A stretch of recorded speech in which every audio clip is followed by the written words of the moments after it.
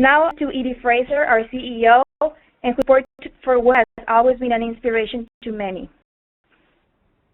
So #WinSTEM and welcome. Thank you, Lorena, for your vision. Today we celebrate and move forward on Women's History Month. We're proud of your leadership, but we're proud of the new sisterhood, not only all the speakers today, but the millions of women and girls that we support. Lorena's vision was to profile 100 women in STEM and having amazing events around them. You recruited and promoted this town hall. Thank you to Cisco for sponsoring the town halls. This is the largest we've had with over 1,100 signed up and lots of teams listening together. So we want to shout out to some of the speakers, the schools, the universities, the government, the nonprofits, and sampling on this call. We'll note, we just know that over 26 people signed up from National Grid. The Girl Scouts have 20, IBM with 17, GE with 12, Department of Labor Women's Bureau, Department of Energy, and representatives from every state in America. Leadership is key, with women over 52% of the workforce, 24% of STEM professions, but only 13% of girls interested in them. We have to change that fact and engage early and push women up into full careers. All of this on this town hall today is to influence the entire pipeline and advance women once they move into STEM career. But let's start off with a student. So our 11th grader, Alex Rosenthal. Alex? Hi. So my name is Alex Rosenthal, and I'm currently a senior at Murray School in Washington, D.C. Vision is the STEM career, and next year I will be going to Wesleyan University in Middletown, Connecticut, where I'm hoping to do a full program. I would spend 4 years at Wesleyan in chemistry or some other science, and then I would go to Columbia for a four year to get my master's in biomedical engineering. And I see the world opening to girls who want a STEM career, especially with girls who have an international background like me. Fantastic, Alex. And we want to turn to a young professional by the name of Natalie Moss, who is running STEM of Success with organizations that she founded, Social U, and other organizations that she's joined with to support young professionals. But she's also a young professional in our U.S. Office of Patent and Trademarks. So to the next generation of scholars, Natalie Moss. Hello, again, my name is Natalie Moss, and as Ms. Fraser mentioned, I am a relatively new scientist. I completed my doctorate in cell and molecular biology at Northwestern University in 2009. After working in the pharmaceutical industry for about 3 years, I joined the I'm now an intellectual property agent with the United States Patent and Trademark Office. Again, I'm thrilled to be on the call. In terms of mentorship, I was fortunate enough to have a wonderful female scientist as a mentor by the name of Dr. Sharon Stack, who has been both a personal and a professional mentor for me. I can truly say that I don't know if I would have gone as far as I did without having her in my career and just pushing me along. So kudos to her and definitely anyone out there who is mentoring young scientists. Thank you, Lee. Now I'm going to start officially the program with our first speaker, who has been a real true partner to STEMconnector. Kimberly leads the International Food Information Council Foundation, where she advocates and promotes the importance of linking STEM and the food security issue. Through the Alliance to Feed the Future, of which STEMconnector is a member, she encourages the future leaders to focus on STEM and be part of the solution that will nourish our growing planet. Kim? Thank you so much, and hello, everyone. For those of you following on social media, I want to add 2 additional handles that should be on the slide, and those are at Food Insight, FOODINSIGHT, and at Alliance to Feed. Welcome, thank you so much. Let's go to the next slide, please. Our organization, the Ethics Foundation's mission is to effectively communicate science-based information on health, food safety, and nutrition for the public good. And before we talk about our relationship with STEM and STEMconnector, I have a pop quiz. Next slide.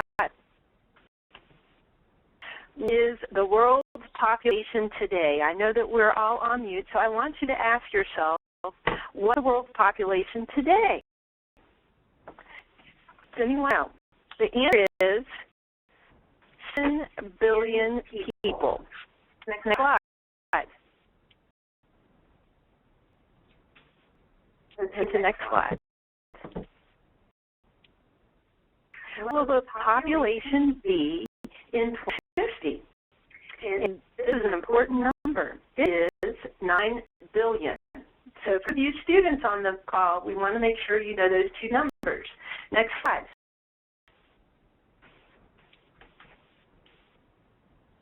So we're going to grow from 7 to 9 billion people over the next few years. Next slide. You can see those that are happening, what parts of the world those are happening in. And so what does this mean in the context of food? With a billion person increase. I have a big question. Next slide. This is a 9 billion people question. We're going to have 2 billion more people mouths to feed on this planet. So we want all of you focused on STEM and future leaders in STEM to be thinking about, next slide, the 9 billion people question solution.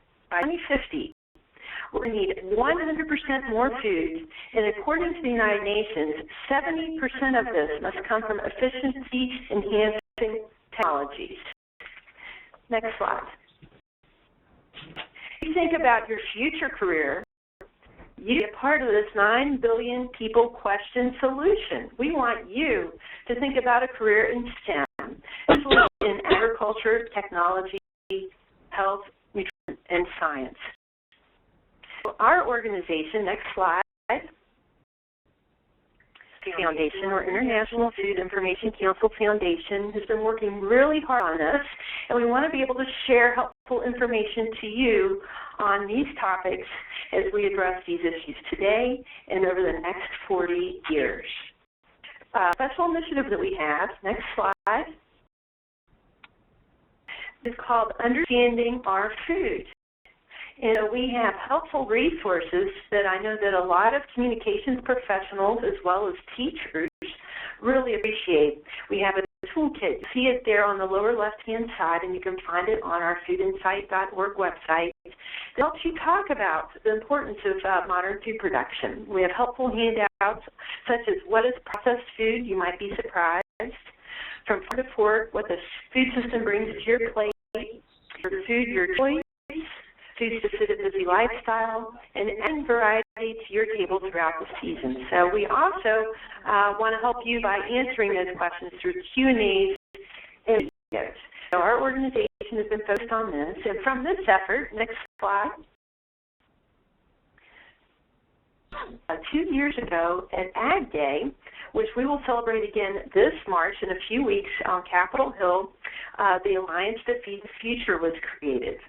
And this is a group that convenes many different organizations, including STEMconnector. Right now we're at 108 groups focused on balancing the public dialogue on how modern agriculture, technology, innovation, and food production benefit our society. Our mission is to raise awareness and improve understanding of the benefits and necessity of food production and technology in order to meet this global demand that we're talking to you about.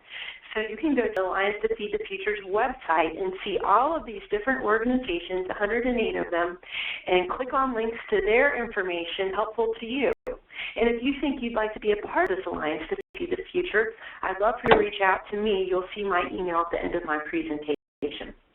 Next slide. That the Alliance to Feed the Future did last year was to host a webcast, and you'll see here Edie, Fraser, our wonderful host, on the right-hand side of this picture. along with Dave Schmidt, who's president and CEO of the IFIC Foundation, and a wonderful agricultural law student, Elizabeth Burns-Thompson. We gathered at the World Food Prize, which is an annual gathering of leaders in the food world who are very focused on this 9 billion person question, developing solutions, to talk about where we are today and how we can reach the next generation to sustain modern agriculture practices. So STEMconnector, STEM, and all of you are very important in this effort, and you can watch this webcast. It's now on our website. We had 400 plus participants from around the world. At that webcast, we highlighted a key resource that we have called Where Does Our Food Come From? Farm to Fork. We have lesson plans K through 8 that you can access and use in your classrooms. Next slide. So in conclusion, we want to thank you and look forward to having you be a part of STEM, STEMconnector, and answering this 9 billion people question. Thank you. And now, with more than 4 strategic programs and initiatives, HUD has become a role model for corporate STEM initiatives. Carey is president of their Technology Solutions subsidiary, which provides space, network and communications, technical services, and logistics support and civilian customers. Carey has more than 26 in the aerospace and defense industry, and she's also a member of STEMconnector's STEM Innovation Task Force. Thank you. I appreciate the opportunity to speak to everyone today on women in defense, intelligence, and cyber. I want to start by thanking STEMconnector for the great work that they do to promote STEM education through information and connections. Next. Like STEMconnector, Honeywell is actively engaged in STEM. Our focus encourages technology innovation through research and development and emphasizes increasing women and diverse STEM talent. We've been recognized as one of the top 10 most inventive companies, top global innovator, top 50 employers by One Engineer magazine, and one of the most admired companies for minority professionals. Next.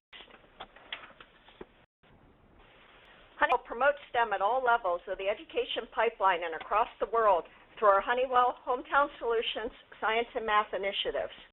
Created by Honeywell and NASA in 2004, FMA Live program is an award-winning hip-hop science education designed to encourage elementary and middle school students to pursue such STEM careers.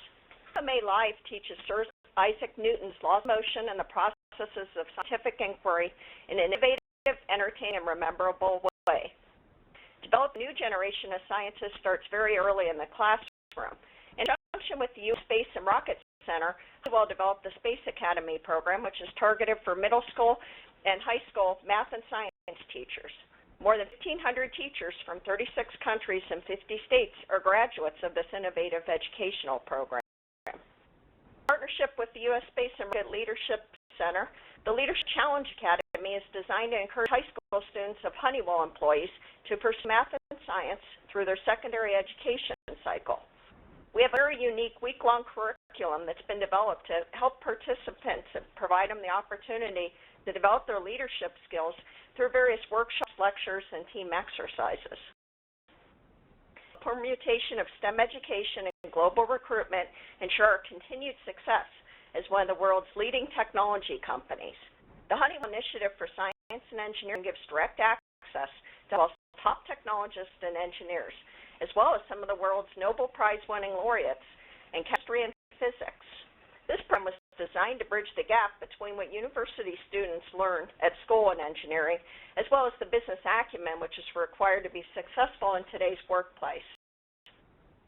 On this front, Honeywell Scholarships are given to globally diverse groups, and those provide the opportunity to learn about the nuances between science, technology, and public policy.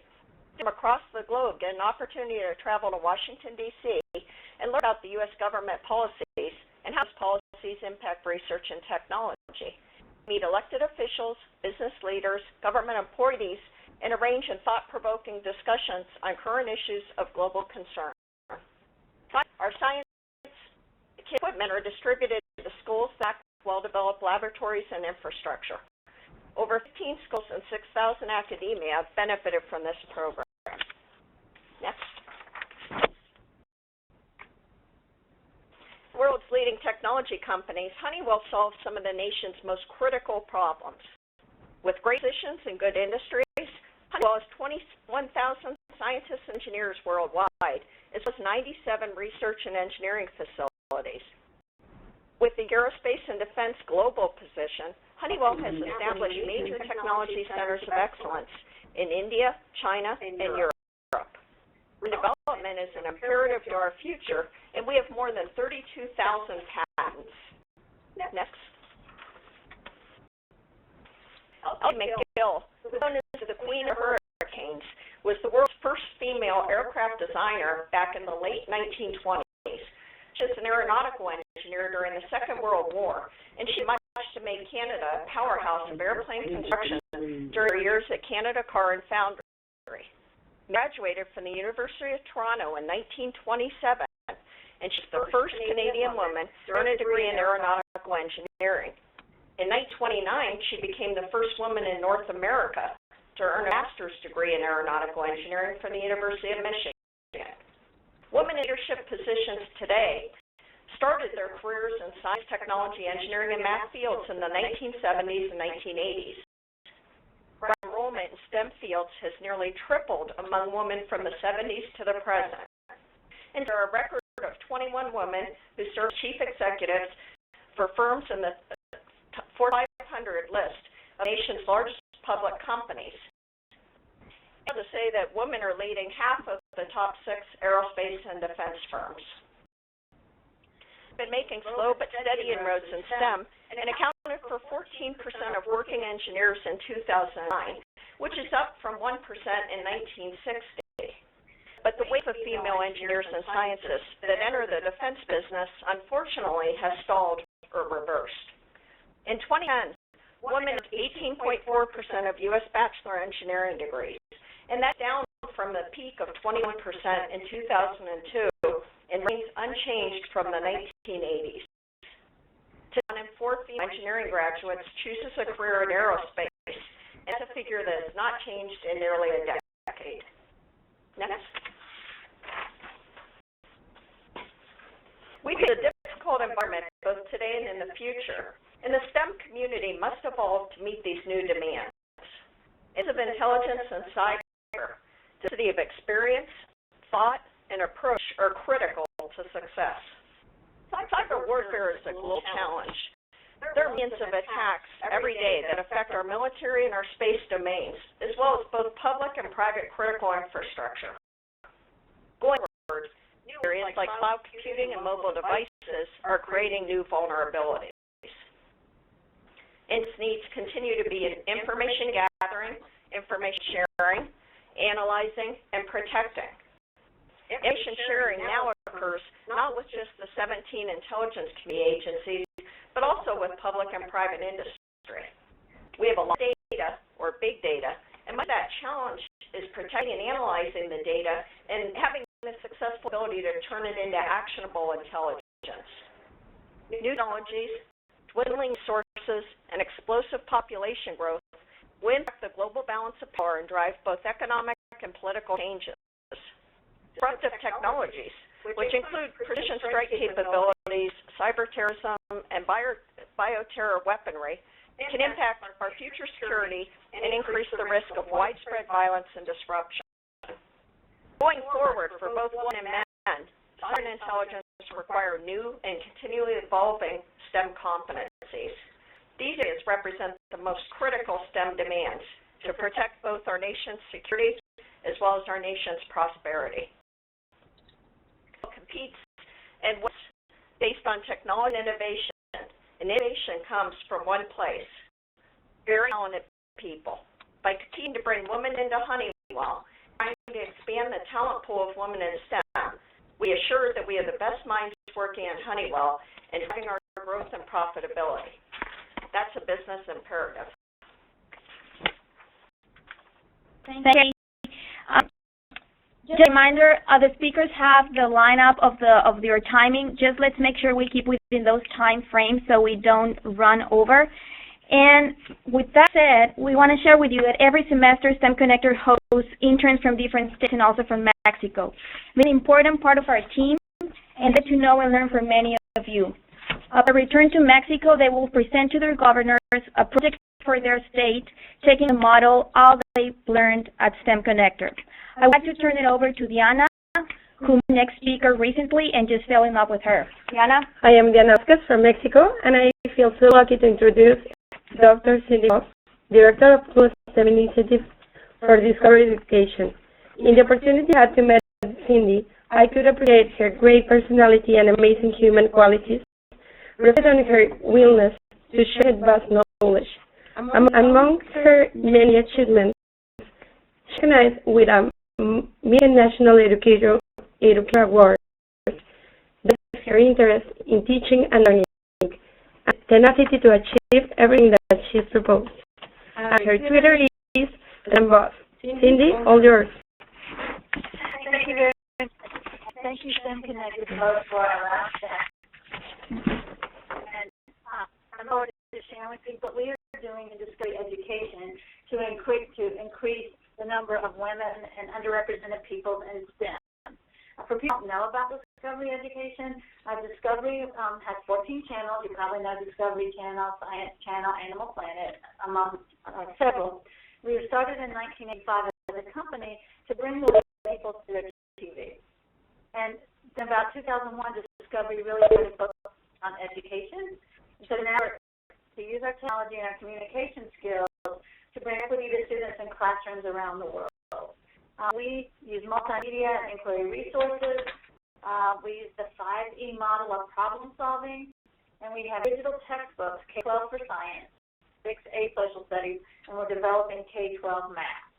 We realize that many of the women in education, particularly in K-8, don't really understand the careers that are out there for their students, so we use our digital technology and our resources to show them the really cool careers.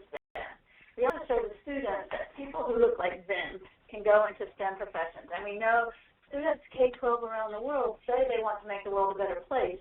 They just need to understand that a STEM career allows them to do that. We do this in a variety of ways. Besides the excellent resources that we provide to teach the content, we have technology resources that allow the students to actually be creators. Because we have 71% of the jobs in STEM fields in the next 5 years are going to involve IT. And we want to start early, giving students the opportunity to realize they can do that. We have challenges that are collaborations between discussing other companies, such as Siemens and 3M, that allow students to see they can use their knowledge and their skills right now to help solve problems that exist in the world around them. For tips for teachers and students, because once a teacher or a student has those eureka experiences and see the cool nature of them and all the opportunities in the STEM field for them, they're transformed and go back and transform others around them. We have a portion of our offerings called STEMconnect. It now has over 200 careers, and it's for K-12 students and their families so they can see these are the kinds of careers that are out there that require 1 or 2 years of community college, 4 years of college, or graduate school.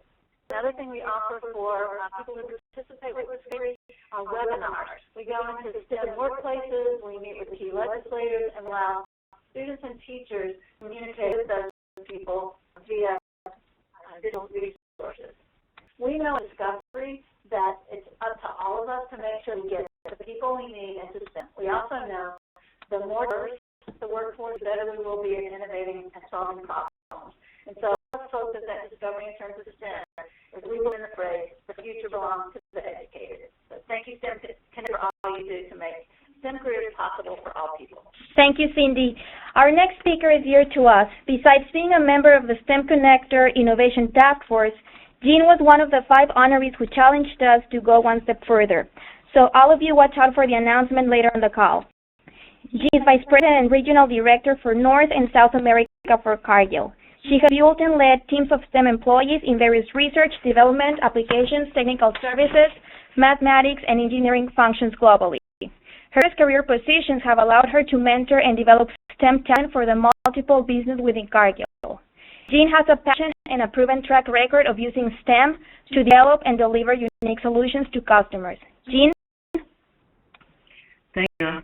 Thanks to Edie and the STEMconnector group for the work you're doing in STEM. I'm honored to be here today to talk about my own personal career in STEM. So I'm Jeanne McCaherty, and I've had a pretty long and interesting STEM career at a company called Cargill. So next slide, Lorena. So Cargill is a 150-year-old privately owned food and agricultural company with over 140,000 employees operating in 65 countries around the world. Next slide. So before we start, make a quick thumbnail of Cargill to kind of set the stage. So it's comprised of 75 businesses organized around 4 major segments: the ag segment, the food, financial, and industrial segments. That company, as a large global company like Cargill, is a core enabler for us to operate. Most of our 140,000 employees certainly can't operate without a working knowledge of STEM. They work with computers, operators that have to work with our control systems and our production plants. But we also have large groups of our employee population that have selected STEM as their career. This includes IT professionals, our operation teams, our engineers, manufacturing employees, our quality assurance, and of course R&D folks. They range all the way from metabolic engineers to nutritionists to statisticians to bakers. So it's central across our business, and it can use to increase in its importance and its prevalence in the business. Next slide. My own personal career has primarily been in R&D. R&D, as Cargill defines it, is quite broad, and it spans across many different STEM disciplines. If we start right at this slide and talk a little bit about R&D, R&D is really the beginning of the creative process. It's just to write in the white space. It's to the product and the process development phase, where teams are taking those lab ideas and they get up and making it commercially viable. Then into applications groups. And these are folks that really are the experts in the finished product. Whether animal nutritionists that are formulating shrimp feed or bakers making new cookies. The technical service groups are folks that interact with our customers and help our customers with their own processes. So I'm fortunate personally to work across the spectrum of R&D careers. Every stage has been really interesting, and it's built upon last. I started my career as an individual contributor. I designed, I ran, I analyzed, interpreted, made recommendations based on my own hands, my own mind, and that was what really determined my success. Quick leadership skills to that need to refine communication skills, really results through others. And learning the business of STEM was another addition. We're learning to value intellectual property, how to buy, how to sell technology, finances and JVs, optimize the value from our STEM investments and help our customers succeed. And like Cargill, the technology is truly global. We've been able to work on the development and the application of STEM across 4 continents, including integration of several international companies. This is all built to a broader business leadership roles. It eliminates all the previous experiences to match the growth and profitability of global businesses. It applies the same principles in leadership as a STEM career, but applies it across the entire business, from operations through supply chain, through sales and marketing, and of course technology as well. So quite interesting, challenging, and never a dull moment. So a good comment about the role of mentors and the importance of that. When I was in high school, I had very little information on even what a STEM career was. I was a high school math and science teacher, so I was open to STEM, but wasn't in any way directed to it. I entered college, I had lots of different interests, but I was really lucky early on to have an undergraduate chemistry professor that had won a Nobel Prize for the synthesis of vitamin K. And he, from a small farming community, just incredible. He was quite skilled at making science interesting, making it real, making it fun, talking about the things that he had done in his career. And it didn't take him long to sign me up as a chemistry major. He could play a role in my life and did me into a graduate school when I thought I was done at a bachelor's level. So no exposure to STEM in my home or my high school, he really played the key influencer role in my life. So personally, how mentors can and do play a role in changing lives. And I'm excited to see the work that's being done by STEMconnector. Thank you, Jeanne. Thank you.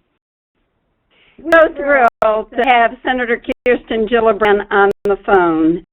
It's leadership in the U.S. Senate and helping women run for office where they're on off the sidelines program. Did we mention she won the 2012 election with more than 70% of the vote, and that's we women. Champion of STEM with an interest in U.S. competitiveness and supportive of U.S. legislation and champion for women and girls. Sir Gillibrand was with STEMconnector at our launch.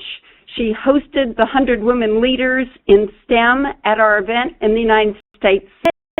She's been a STEM advocate extraordinaire. She launched her own innovation agenda, a comprehensive plan that includes targeted investments in STEM education legislation. We're just going to let her take it from there. Sir Gillibrand. Thank you, Edie. I'm so grateful to for your friendship, your leadership, your amazing advocacy. I like the way President Obama always says that we have to out-educate, out-innovate, and out-compete the global market. And my view is if we're ever going to accomplish that, we have to have a STEM-literate populace. The Department of Commerce has predicted that over the past 10 years, growth in STEM jobs was 3 times as fast as growth in the non-STEM jobs. The Bureau of Labor Statistics confirms that STEM fields are expecting to add 2.7 million jobs by 2018. So obviously preparing and inspiring our students to succeed in STEM jobs will require information, leadership, and collaboration, all basic to STEMconnector. I know you share my passion for promoting women and girls in STEM, and I'm proud to partner with STEMconnector in the 1 Million Women Mentors in STEM initiative. I want to salute all of you for making a difference with internships, mentorships, and opportunities to engage in our schools.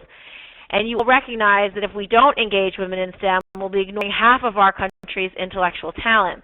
So I am extremely appreciative for your work in getting girls interested in these fields at a young age and keeping them engaged, which is so critical. And I'm going to give you one anecdotal evidence of why this matters. I have a 4-year-old named Henry, and I take him to his pre-K class every morning and pick him up. And early part of this year, the kids were asked to create a card of their hopes and dreams, you know, a picture that they would paint. And inevitably, almost every girl in that class had a hope and dream that related to relationships and friendships. I hope to find a new friend. I hope to spend time with my friends. I hope to spend time with my mother. Like very endearing, beautiful statements about community. Most of the boys wanted to build something. So Henry, of course, wanted to build a large tower out of Legos, which was very par for our course. But one little girl, Irina, she wants to be a scientist. So I asked Irina's parents, why does Irina want to be a scientist? Is it because one of you are scientists, or does she have a scientist in her family? And they said no. In fact, the only reason was because they gave her a science book to do experiments. And spent the last few months doing a different experiment every weekend, and she so enjoyed doing these experiments at home that she wants to be a scientist. So I'm certain that by providing the innovative and stimulating education that STEM provides, it's going to create the gateway to engage young minds and prepare them for these high-paying jobs in the STEM field. By Educating Tomorrow's Engineers Act will integrate engineering skills and practices into the K-12 classroom by including engineering where math and science are already in academic standards, professional development for the teachers, as well as teacher and principal training and recruitment, after-school programs, and through partnerships with engineering professionals. So I know that by just giving these young girls the opportunity to have that hands-on learning, to be able to see what it means to be a scientist or an engineer, to be able to have access to that kind of education and activity at a young age, it will spur their interest. I have another bill called the STEM Education Tax Incentive for Teacher Act, which basically provides STEM teachers a tax credit to cover about 10% of their undergraduate tuition, up to about $1,000 a year. Now, this is important because of young teachers, it would be very helpful to incentivize them to choose these fields and we'd increase it up to $1,500 a year if you work in a low-income, high-needs school. The legislation is a critical tool to attract the STEM teachers to these at-risk areas, and also to really help children in these low-income areas succeed in the STEM classes and pursue these careers that create greater opportunity. I fully support President Obama's mission to create a new national STEM Teachers Corps, which is why I'm a sponsor of Senator Franken's bill, which will realize the President's mission to create 10,000 new STEM master teachers in the next 4 years. Now, this legislation will offer career advancement opportunities and higher pay for the top K-12 STEM teachers. Corps members will, in turn, mentor other STEM teachers and share best practices with the STEM education community to improve the ability of all teachers to impart strong STEM skills and eagerness to learn their students. So I'm very excited on all these pieces of legislation. I'm just really thrilled to get to work with all of you and hear your feedback.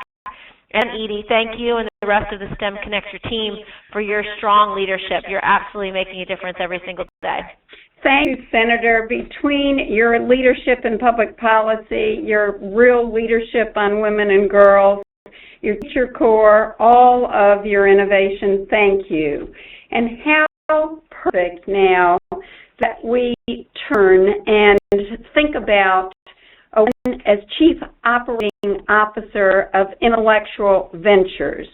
Adriane Brown has extraordinary talent and passion on patents and trademarks, and it brings 30 years of business experience to more than a $6 billion company now, having come from the presidency of Honeywell Transportation. As Natalie Moss, who works at the U.S. Patent Office, was on as a young professional, how important that Adriane supports so many young women getting into understanding patents and trademarks. How cool is it to support intellectual property and build a company such as Intellectual Ventures? Adriane Brown. Well, good morning, everyone from Bellevue, Washington. You know, report after report, fact after fact, data after data, we know that the United States is doing an insufficient job of educating our youth in STEM. And further, we know that the U.S. is doing an insufficient job of educating girls on par with boys in math and science. Well, I grew up in an environment that reinforced those typical stereotypes. However, from the very start of my career, I've been hand in hand with engineers and scientists for more than 30 years, though I sometimes hate to admit that part. But I have been able to see firsthand a lot of progress. But unfortunately, we have not seen enough change in the biases that sometimes cause girls to make other choices.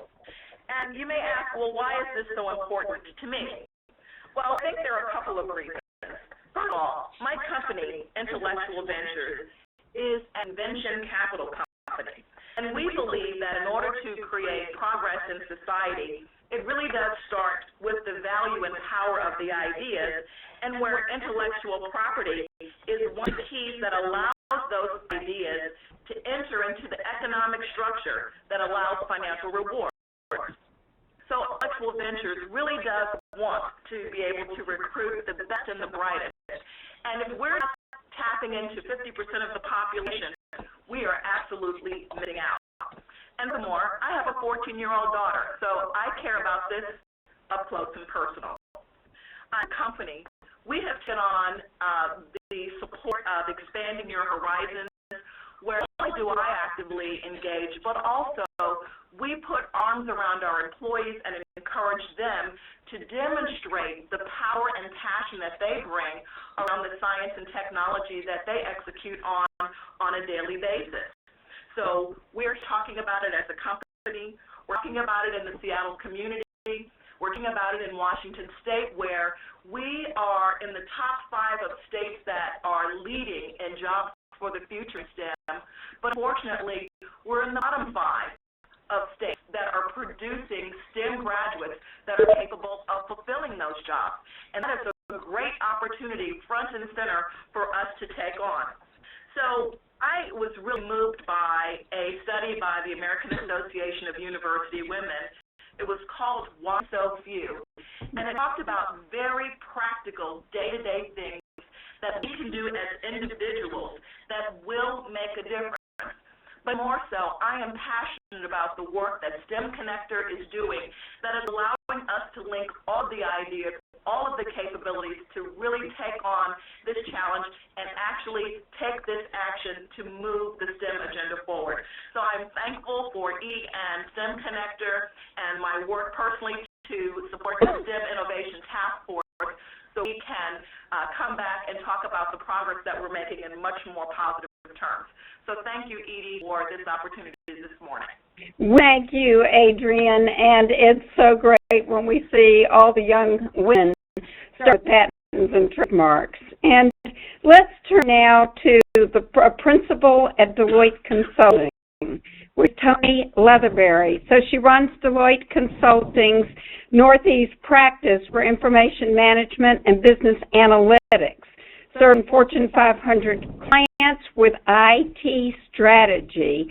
And as you talked about the other day, all of Deloitte is becoming STEM. And your commitment, and as your topic where you just spoke lately, that data as an asset, which you presented at MIT. Hi, Edie. Thanks so much for allowing me to be a part of this very important discussion today, and I'm truly honored.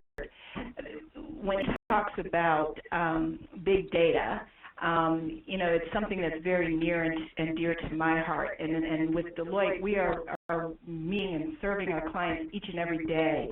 And a business topic does not come up, does not include what I'd say is an important asset that we often don't think about, and that's information and data. And how does that relate to STEM? So let's talk about this.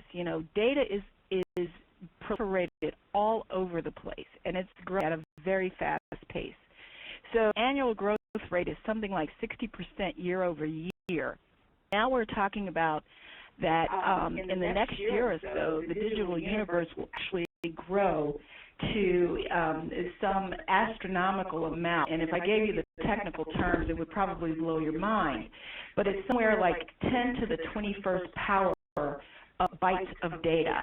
If we translate that into how many tweets are actually sent, 34,000 tweets are sent on a daily basis. In social media alone, every 60 seconds, there are 600 new blogs that are being posted. And I'm sorry, I said 34,000 tweets are sent on a daily basis. That's actually on a minute basis as well.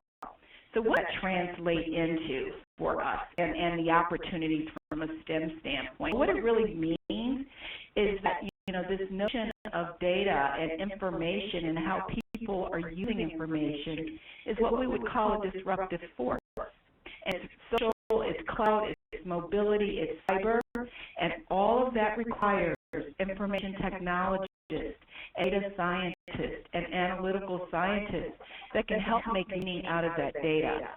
And so I think the point was raised earlier. Someone has a 14-year-old daughter, and I have a 13 and 14-year-old daughter, and as they are playing with their, you name it, iPads, iPhones, iMacs, MacBooks, they are constantly playing with information and with data. So when I think about STEM, I want them to understand that, science is cool, technology is cool, they're using it on a day-to-day basis, and now how can we expand their thinking so they're actually creating websites, they're creating other technical solutions and data analytics and looking at all of this multimedia and creating that way and using that as a learning environment.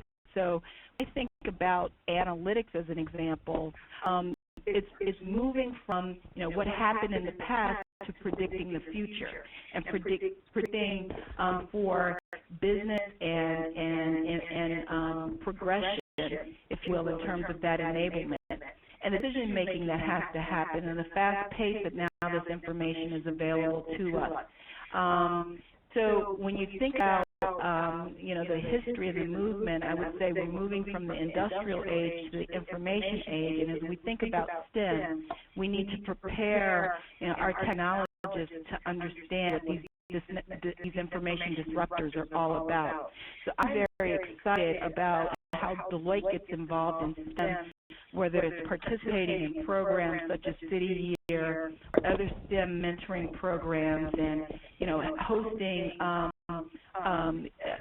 thoughtware and leadership through our Center for Inclusion around STEM and preparing for the future with women and diverse practitioners around these opportunities in information technology and other STEM sciences.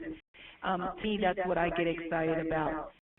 If I think about my early days as in my formative years in high school, I'm an early identification program for science, and I know, Edie, you and I have talked about how could we, take some of those best practices and make learning fun, make STEM fun.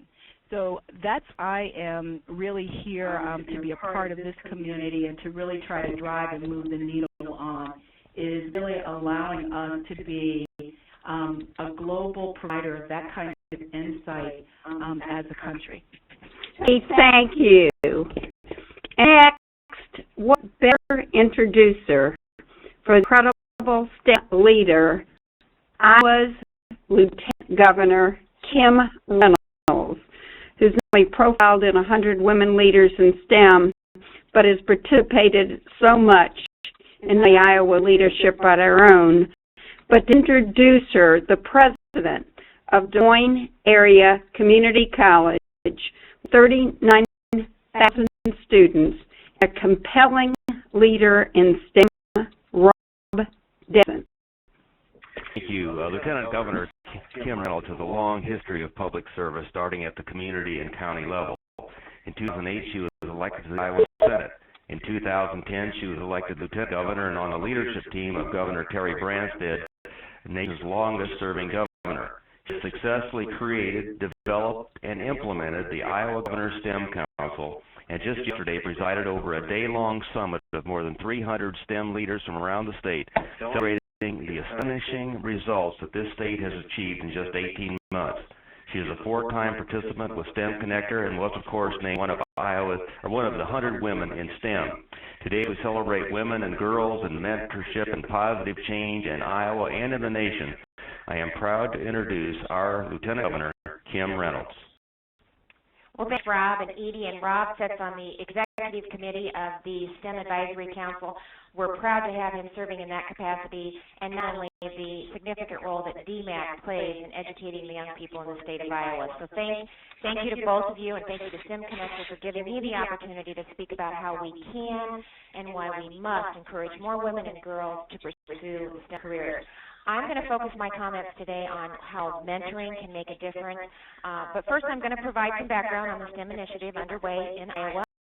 Our overarching goal is increasing student interest and achievement in STEM, aligning education with workforce and economic development strategies so that we can continue to cultivate economic vitality in our state. As Rob stated, the council is just a year and a half old, and I'm so proud of our accomplishments, which really been possible due to a generous bipartisan support legislature of $4.7 million. In addition to some outstanding leadership from our executive director, Jeff Wells, his team, and the council's 40 members, and really many other Iowans who have stepped up to serve in other ways also. What we see as our single biggest accomplishment so far is provide 12 high-quality STEM education programs to over 38,000 Iowa children in this school year alone. And this is delivered through a network of 6 regional STEM hubs, each led by a dynamic, outstanding regional hub manager who has some significant guidance from a regional hub advisory board. We know we're making progress toward providing more access, but we also know we have work to do. And one of the objectives of this STEM Advisory Council is to focus on underrepresented, underserved students. So, of course, encouraging more girls and women to pursue STEM careers is part of that work.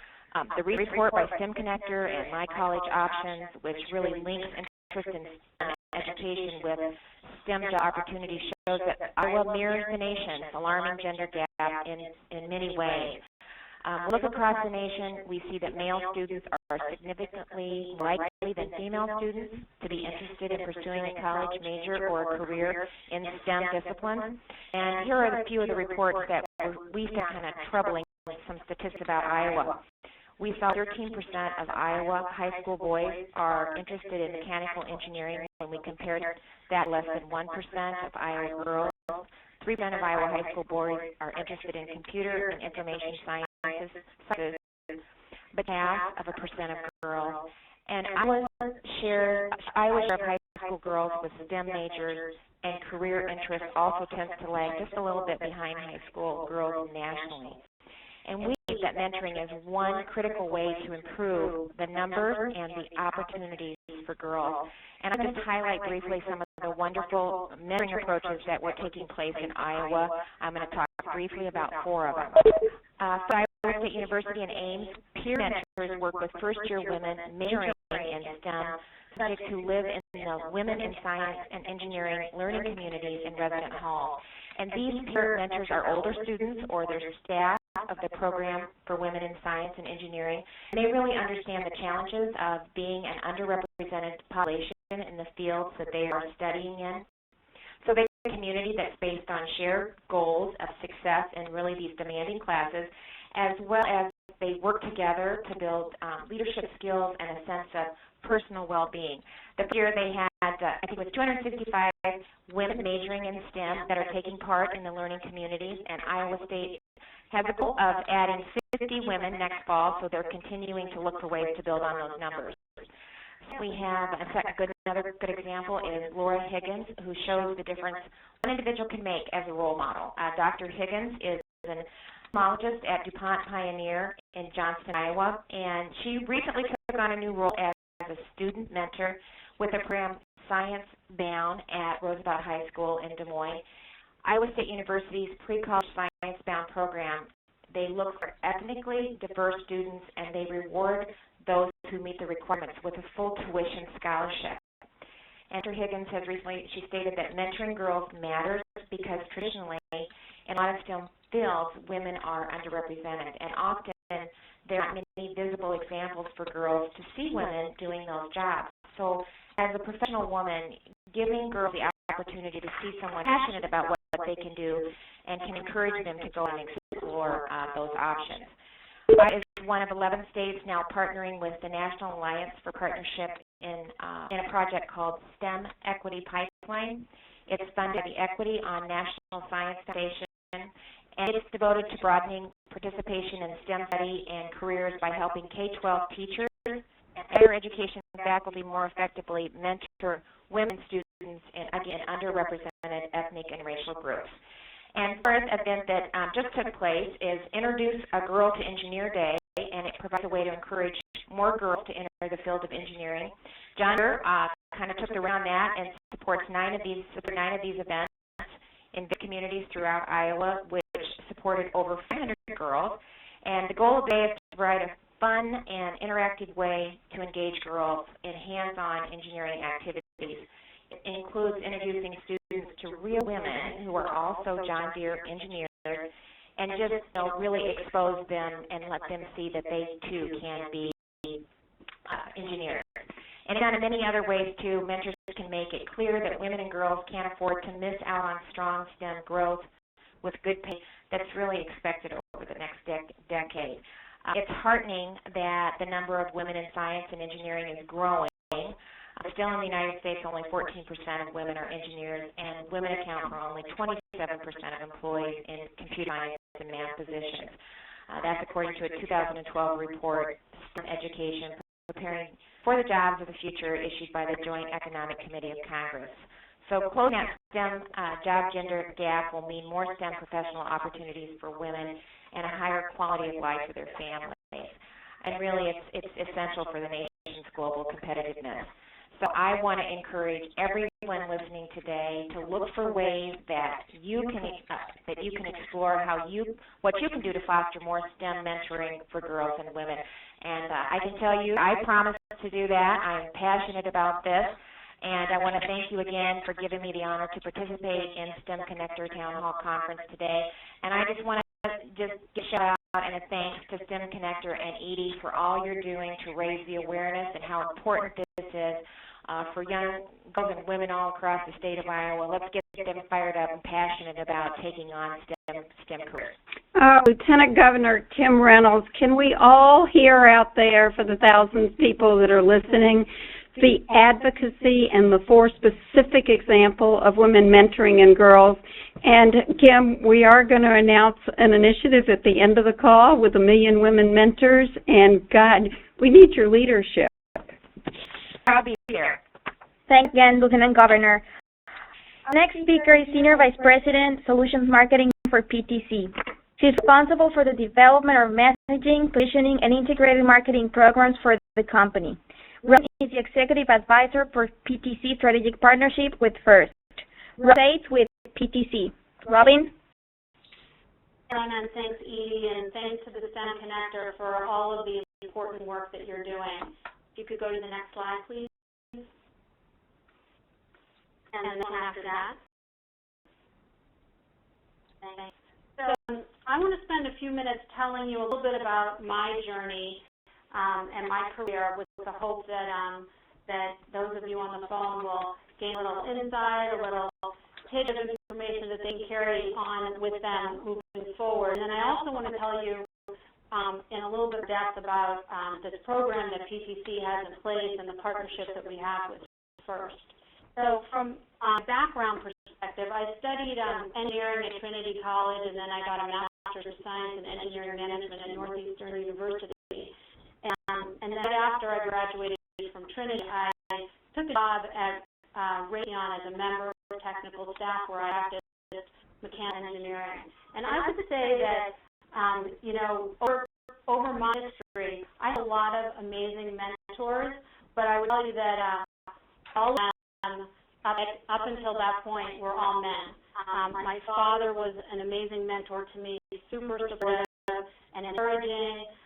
My professors in college gave me opportunities for hands-on activities and always encouraged me. And then when I joined Raytheon, my direct manager, who was an older gentleman, had several daughters who were close in my age and around my age, who were also engineering focused, and he was super supportive of me. So mentors were very, very important to me, but I would tell you that I didn't really have any female mentors. And when I joined Raytheon, and at the time this was in the late 80s, there were really, I kind of felt like a novelty. I always felt supported, and I always felt like I could do my job, but I did feel like a bit of a novelty. And so when the opportunity was presented to me to join GTE, I took it because one of the main reasons was that there was a woman who led the division that I was going to be joining.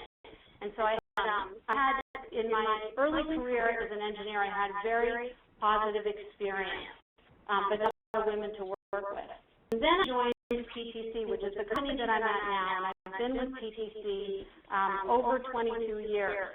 When I joined, the company was a one-product company. We were the leader in CAD software, computer-aided design software. And I joined as a product manager. And one of the reasons that the company was so appealing to me is that the technology was so amazing. I remember interviewing with the person who became my manager, another woman named Robin, and I basically said to her, I'll sweep the floor if I can work for your company, because the technology was so impressive and what PTC was doing was so impressive. So I joined product manager. I was leveraging my experience as an engineer to understand the requirements of our customers and then translate those requirements into the requirements that would go into our software and would be communicated to our development organization. And over the years that I've been at PTC, I've had many different roles, 6, 7 different roles, and some of them have been technology-oriented in the early days. I took a 3-year stint in our IT organization where I helped implement our ERP systems, and while undergraduate degree was in engineering with a focus in mechanical, I also had some experience on the computer side of things, and so I was able to leverage those experiences as well in this IT role. And the last decade or so, I've really been transitioning into a marketing role. And I kind of wonder, well, how does that relate to STEM and technology and engineering? But if you remember, my company, PTC, we have 27,000 customers. They're all in the manufacturing space. And so as a marketer, we market to engineers and technology people. So my engineering experience is really important in translating our talk to our customers. Another thing that PTC has afforded me the opportunity is to be the executive sponsor for our partnership with FIRST. FIRST is a mentor-based organization that was created by Jeanne to inspire students in grades 3 through 12 to get involved in science, technology, engineering, and math. And this is a very special and unique program in that it really looks at the entire student, looks at the technology side of things, but also the life skills. And it also is special in that it is focusing on trying to drive STEM into minorities and to women. So this is a very special program. I'm going to talk about it a little bit more in just a minute here, but for my own personal involvement in FIRST, I have started a high school team here in my own community. I've been a mentor for that team. And I spend a lot of time with the girls who are on that team, and we've actually hired some of those students, some of those young women as interns at PTC and given them the experience of working in a real-world environment. And then I also had the opportunity to judge the first robotics competition, which gives me the opportunity to speak to many teams and hear about their accomplishments during the season and also share with them my own experiences. Next slide, please. Thank you. So now I want to sort of transition and tell you a little bit about how FIRST aligns with our corporate social responsibility program for creating shared value. And this is a really important concept at PTC because we want to do good things in the community, but we want to do things in the community that are good for our entire ecosystem and make good business sense. So you could go to the next, please. Our first constituent that is really important, of course, are customers. As I mentioned, we have 27,000 customers. You can see a couple of names represented there. But one of the things they're most concerned about is a pipeline of engineers who will be able to join their workforce. And so what we partner with many of our customers on this first initiative, this first Robotics initiative, we can demonstrate to them that we care, in addition to solving their business problems with our software, we also care about helping them develop the next generation of engineers and this pipeline of engineers. Next slide.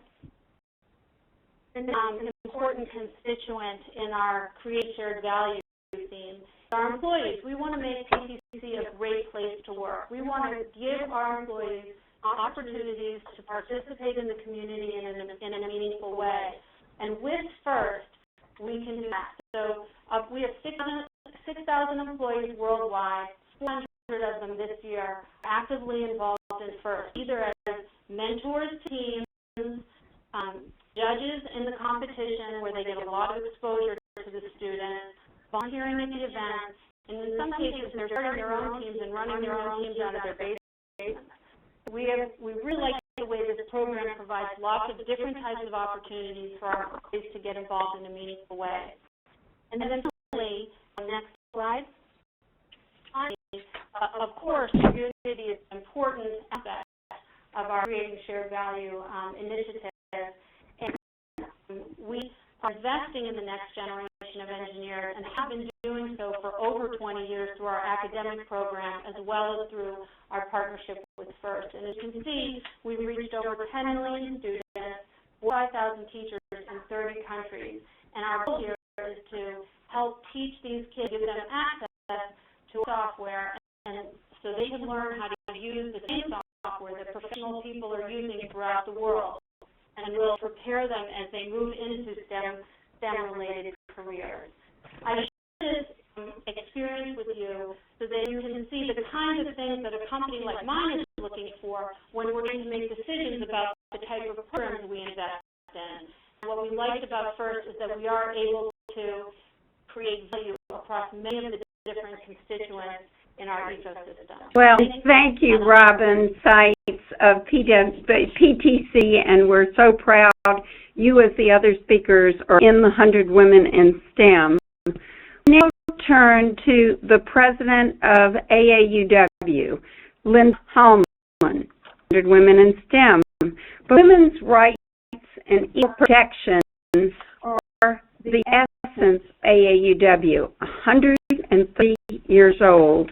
At the helm of AAUW, a champion of STEM, with your advocacy, with your research, for the millions of dollars you've put into fellowships and grants.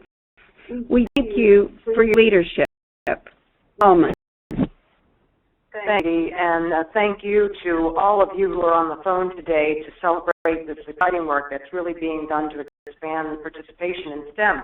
AAUW is proud to be a nonprofit sponsor of STEMconnector, and we strongly support STEMconnector's mission to bring together different types of STEM stakeholders, especially at a time when collaboration is really critical to engaging students in STEM fields. You all know that there's no better time to discuss STEM and the future of America's youth. College graduates carry heavy debt burdens and are facing employment challenges. This is part of the motivation for AAUW's latest research report. It's called Graduating to a Pay Gap. This report found that women working full-time 1 year after college graduation are paid less than their male counterparts, even when they graduate from the same schools, with the same major, the same grades, and take the same jobs. That pay gap, of course, contributes to a gender disparity in capacity for student debt repayment. So we recognize that the disproportionate challenges faced by women in the workforce increase over time as the gender pay gap.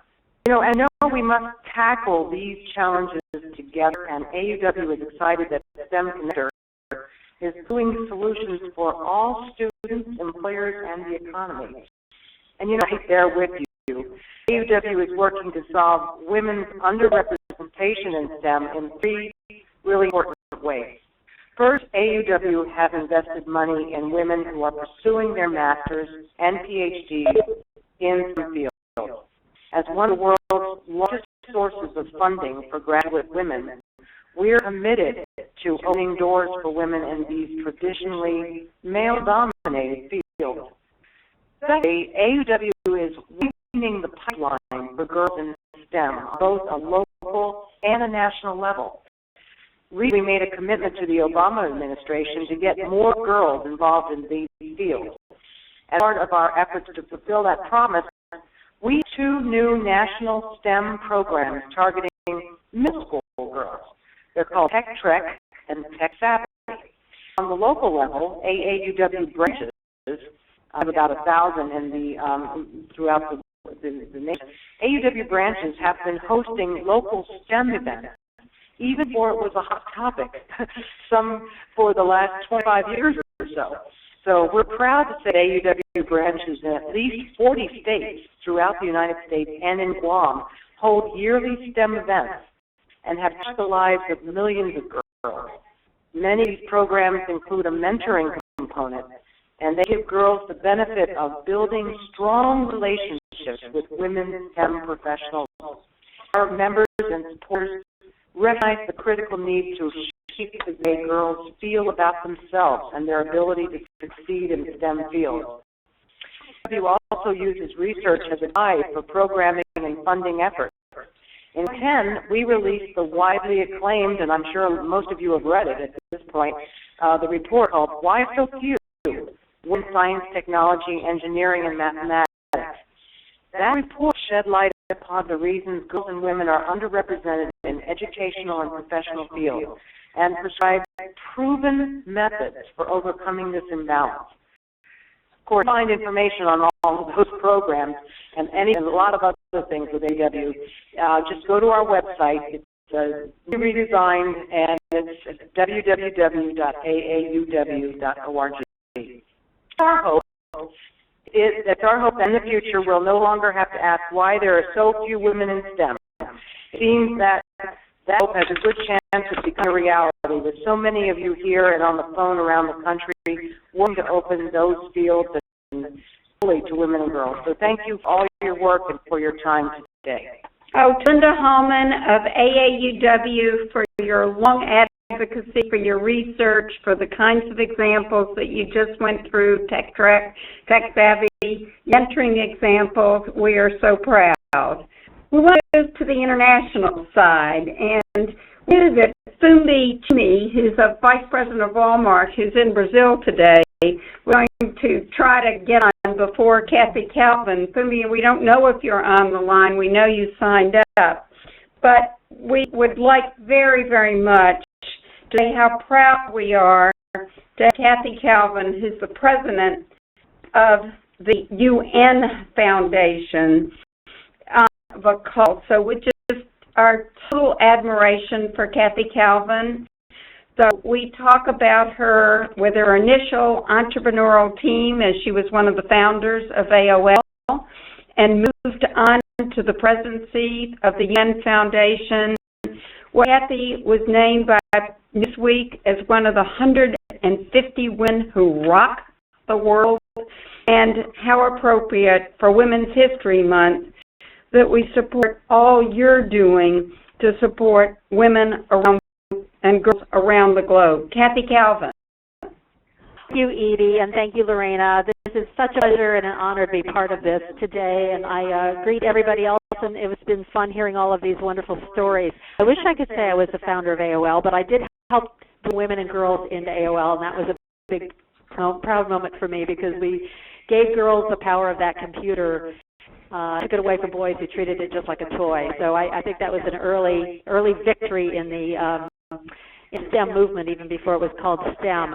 I'm a graduate of Purdue University with a bachelor's of science, and then moved into all three sectors. I worked as an EDC in government, in the nonprofit sector, and the corporate sector. And I think the critical STEM of bringing women into positions on a par with men, fields in which men have traditionally dominated, is absolutely essential, not only in the United States, but all over the world.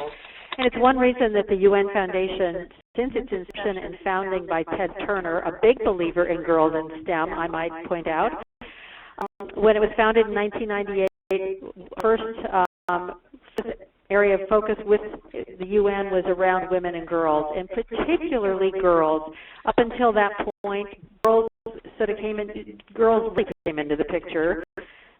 Children were treated from 0 to 5 with immunizations, and the next time it showed up on the radar screen of most global development was when she was pregnant. And that was as a girl, but certainly it wasn't doing anything to help her make her own decisions about staying in school and family when she was ready. So we've been excited to work on the issues.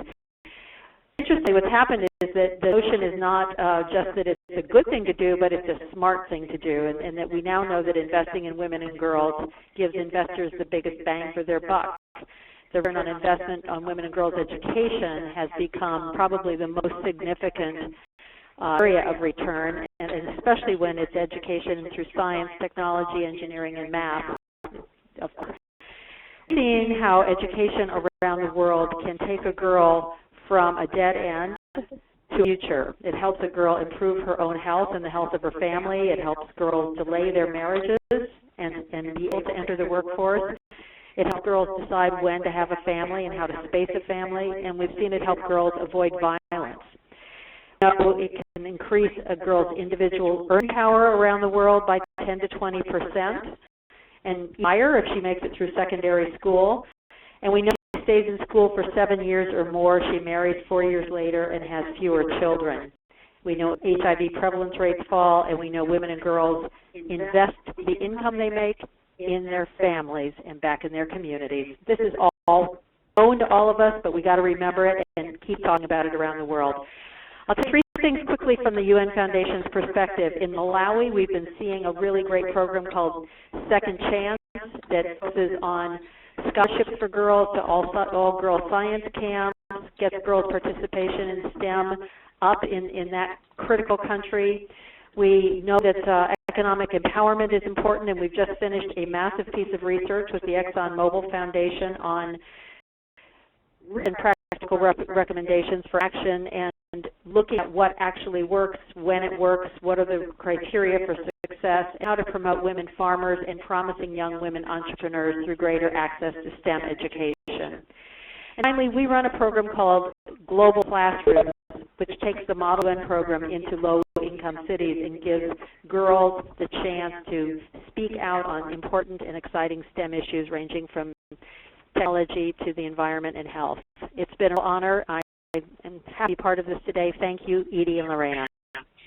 Thank you, Kathy Calvin of the UN Foundation. And Kathy, I was the desk officer for the Peace Corps for Malawi, so we're with you. Exactly.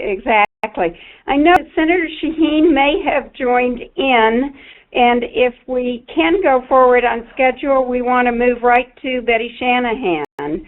Betty is the president, as most of us know, of the Society of Women Engineers. 20,000 members strong in U.S. and globally. Betty has been 24 years driving change for women engineers, as few others. We look at Betty and what you've done with SWE and what you've done for young girls and what you've done by getting corporations and others engaged, U.S. and worldwide. So from your degree in electrical and software engineering to your background in of STEM women and girls, you represent our engineering force. Betty Shanahan. Well, thank you, Edie, and thank you to everybody on the STEMconnector for your leadership. It's very exciting to be a part of this community because I think we're about to embark an initiative actually bold enough to move the needle. I've sort of joked that I want my epitaph to say, I helped move the needle, and I don't want to live to be 200, so I think it's going to take some bold actions now to actually make a difference. And what I want to focus on today will complement what Adriane Brown said about changing the biases of girls and the references to AAUW's White Soap Pew. He said SWE has more than 20,000 members, and we do a number of activities for reaching out to girls. But we haven't moved the needle, and all of those in the community haven't really moved the needle over the past decade. So when we step back and say, why? Well, there's two issues. One is a scope issue, and I think bringing this entire community together will help address the scope issue. We'll have the critical mass of women and adults participating that can reach out to the millions of young people we're trying to reach. The second part is that every interaction is effective, and that is how I want to contribute to this discussion today. When we talk to girls in K through 12, or even when we're talking about young women in the college classroom, or women in their careers, and advancing through their careers, understand our biases and how what we do create an exclusive environment. Do we understand what we do reinforces barriers that they face? And when I say we, I very intentionally say we. I mean women and men. All of us are socialized in a way that causes us to have unconscious, implicit biases about who will head in STEM, who belongs in STEM, and who doesn't. And I like a quote that came from the MIT report on the status of women. The Dean Robert Bergenau and joint comments on their seminal report. I believe that in no case was this discrimination conscious or deliberate. Indeed, it was usually totally unconscious and unknowing. Nevertheless, the effects were and are real. So we bring together all of our passion. I think we also have to bring intentionally an awareness of what we do to make sure that we acknowledge and react to our biases so that every mentor relationship that we create with a young person is effective. First of all, I think that it starts by understanding what motivates the girls and what biases are the obstacles that they face. And again, I'll call out the AAUW Why So Few report that really helps put in a practitioner's terms what biases the girls face. Secondly, I think recognizing that how important it is to encourage girls to be successful. I had the wonderful opportunity a few months ago to participate in a girls' event that was run by First.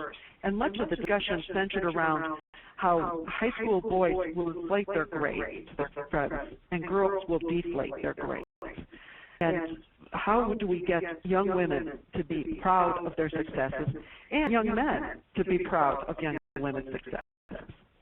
Thirdly, changing the conversation. Within the engineering community, the National Academy of Engineering has championed an initiative called Changing the Conversation, which recognizes that messaging positively impacts the perception of engineering as a career choice.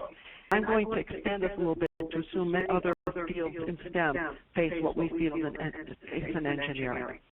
The public understanding and young people's understanding of engineering is it takes somebody that's super smart, that's going to live in a cube, and is able to take on a difficult curriculum.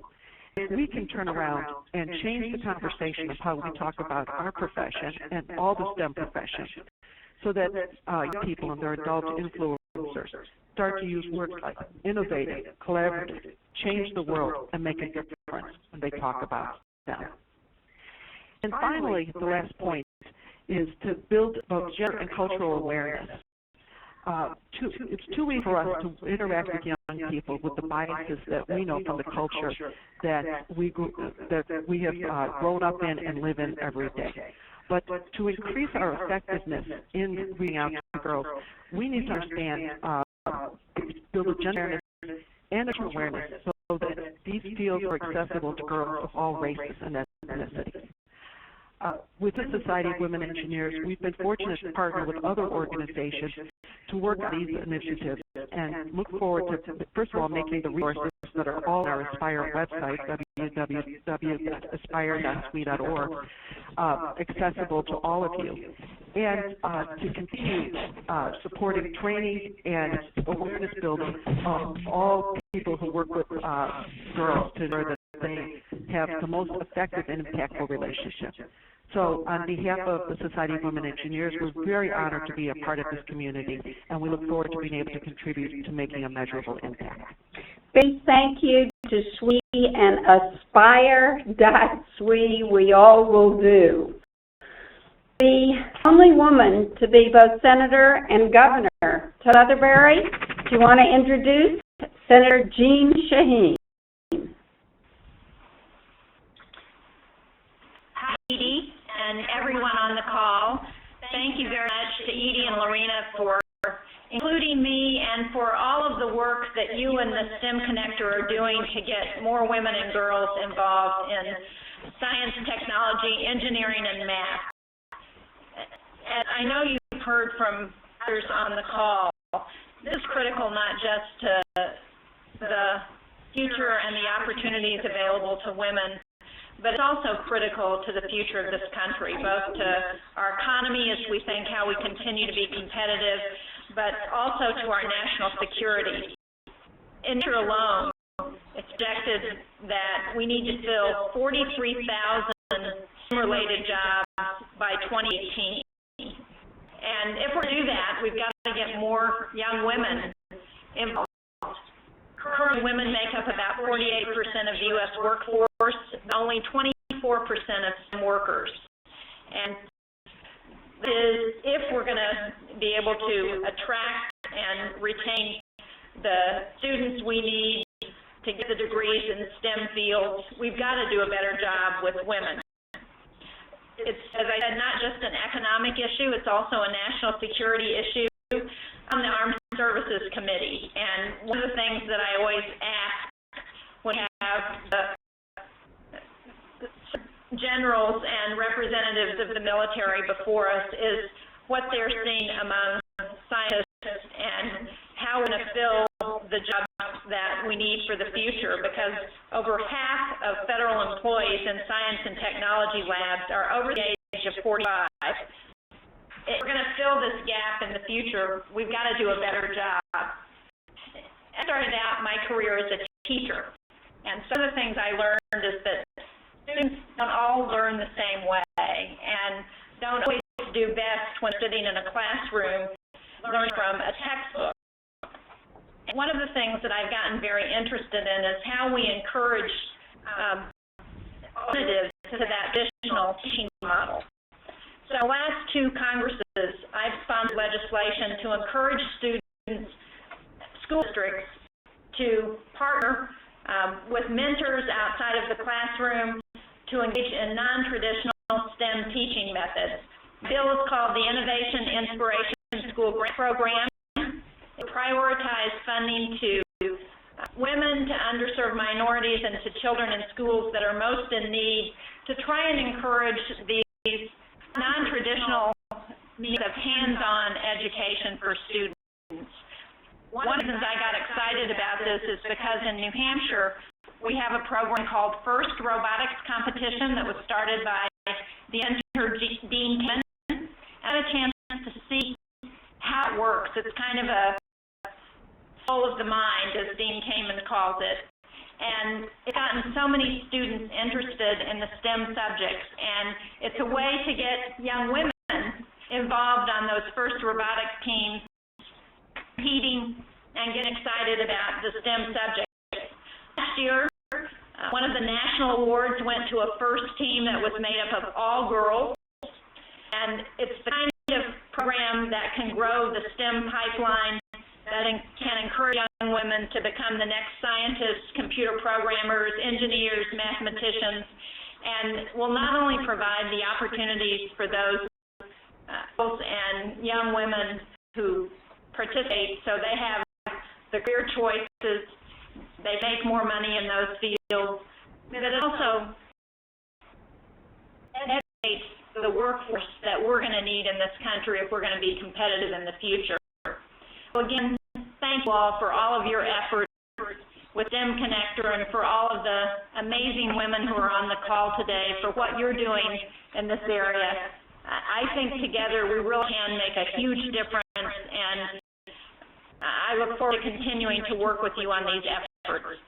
Shaheen, it is with your innovation and inspiration and our working together. We just admire you, we thank you, and we will work together, and we're about ready to make a commitment announcement of all the women's organizations working together. And with that, we want to thank you and introduce Karen Peterson, who represents through the National Girls Collaborative Project 7 Million Girls. Karen, with the admiration for what you've done for EdTech Lab Group and having served as a classroom teacher and the principal investigator for Sky Girls and a mentor with us in building for mentorship of the nation, STEMconnector joins with Karen Peterson. Thanks so much, Edie. How wonderful to have this call kicked off by a girl. That was truly inspirational, and special thanks to you, Miranda, for your leadership in creating such a wonderful resource for our collaborators across the country. I'm privileged to be among so many esteemed role models on this call. As Edie said, National Girls Collaborative Project serves educators and programs offering STEM curricula and activities to more than 7 million girls and more than 4 million boys. Programs have an ongoing critical need for role models and mentors, and with research and a key resource, why so few, from AAUW that has been mentioned many times on this call. It includes studies demonstrating that mentoring has a positive impact on encouraging girls and women to engage in STEM, consider STEM careers, and it is especially effective for recruitment and retention. We've heard examples of the power of mentoring today on this call, and as Edie mentioned, we will be announcing a new initiative led by STEMconnector and the National Girls Collaborative Project in partnership with many key leaders, such as the Society of Women Engineers, Girls Inc., Girl Scouts, the National Center for Women in Information Technology, 4-H, and many, many more. This initiative, we will be connecting 1 million women with 10 million girls. connecting programs with girls, with organizations, with women who want to mentor. Reaching all levels of the pathway from K-20 as well as within organizations and corporations, and we will be evaluating our efforts on an ongoing basis to report learnings and outcomes. We'll be announcing opportunities to engage soon. Edie will give you more information, and we invite everyone to join us. So, dreams need doing. We had an activity at the USA Science and Engineering Festival in April of 2012, and we had girls put post-it notes of their dreams and collected hundreds of dreams. And we need to share past, our present, and spark some futures. Back to you, Edie. Let's have everyone hear us. We are one big collaborative. It is about connections and collaborative, and we announce the Million Women Mentors against the 10 million girls, and with the organizations that you heard us see, we have 10 million girls. And now we've got to go get the mentors and the technology and the systems and commit a multi-year effort. And we have the women senators behind it. You heard the lieutenant governor from Iowa. We're going to join together in a massive campaign. And Betty Shanahan, you were there in the beginning helping us to design it. And we want everyone to know, as every speaker has said, our mentoring will make a difference. We're going to hear from Teach for America. We're going to hear from Judy Brandenburg, the president of Girls, Inc., and what great examples of mentoring. Lorena? Thanks, Karen, and thanks, Edie. And everybody at STEMconnector, we're so thrilled to work towards this goal. For that, we obviously need all of you. And when we talk about mentoring, who doesn't remember that teacher that made you make a decision that impacted your whole life? The role of teachers is key for this mentoring initiative. And to share a little bit more about that, Melissa Moritz, Managing Director of STEM Initiative with Teach for America, would take over. Melissa? Thanks so much, Lorena and Edie and STEMconnector for having me on this call. I am so excited about this effort to encourage more young girls and women into STEM as engineers, doctors, and particularly as STEM educators. STEM has been so transformational in my own life, and I'm so deeply grateful for the many women who have encouraged me in my own career, as well as paving the way for girls and women across the country in STEM. As I've many times, I was very fortunate and grew up in a household with a mom who was a 6th grade master and my dad is an engineer. It was never a question for me in my own life as to whether or not I could pursue a career in STEM. An early love of science and math was nurtured and encouraged by my 7th grade science teacher, Mrs. Schwartz. It's no surprise to me I ended up graduating with a degree in biology from MIT and joining Teach for America to teach middle school science in New York and give back much of what Mrs. Schwartz gave to me. I'm very lucky to grow up in this environment where being a girl who was good at STEM was encouraged and never questioned. I know very well this is not the reality for many of our young women today. I know that this world needs more women in STEM. I'm particularly excited to be on the call today to talk about the important role of STEM educators as mentors and the important role that these educators play in encouraging, preparing, and inspiring our young women in STEM. Because of that very reason, Teach for America launched its STEM initiative in 2006, and currently more than 1/3 of Teach for America's 10,000 teachers are teaching STEM fields in 46 urban and rural regions across the country. When we think about encouraging more women and girls in STEM fields, I personally believe that teachers are so crucial to this effort, and I'm very excited for the role that our teachers can play as STEM mentors, role models, and connectors. Thank you for your support of STEM educators, as STEM professionals and mentors, and I look forward to working with all of you on the phone to ensure that every girl has the opportunity to an excellent STEM education where their talents are encouraged and nurtured. And Melissa, the role you're playing with teachers, and Mrs. Schwartz, we're going to remember for a long time. All right? And now we turn to an amazing leader of Girls, Inc. Judy Brandenburg is the president of Girls, Inc., and she's the former president of Big Brothers and Big Sisters, and she was CEO of Chess King. So you've brought such a sensitivity to underserved girls, and you are all about mentoring and impact. Judy Brandenburg. Thank you, Edie. It is really inspiring to listen to all of you and to feel part of a collective. I really appreciate how so many of you, including the senator, laid out the problem. We have a serious problem. We have a particular problem with girls from low-income communities and from minority families.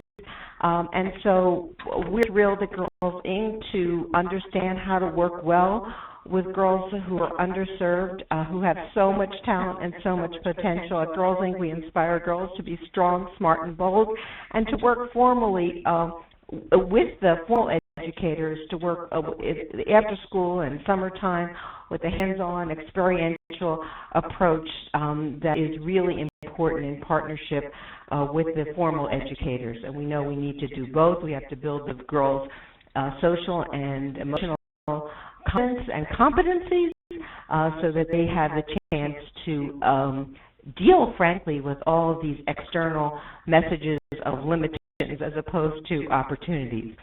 I just wanted to share an example of one of the 125,000 girls we worked with last year, Diana, who's now 17, a senior in high school.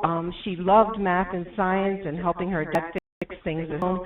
And when she came to Girls Inc., she was involved with our Operation Smart work, as all of the girls are, and we do often partner with First Robotics and Lego Leagues, and really encourage all girls to be exposed and to find their interest and passion in math and science. She met a female computer engineer for the first time in her life. She would have never been exposed to that profession had it not been for Girls.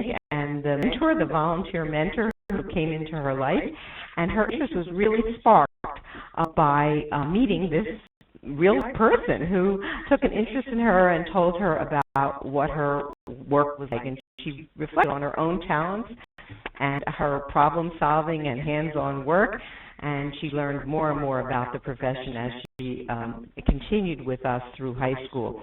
And today she's a recipient of the $20,000 Girls Inc. Scholarship and is planning to major in computer science.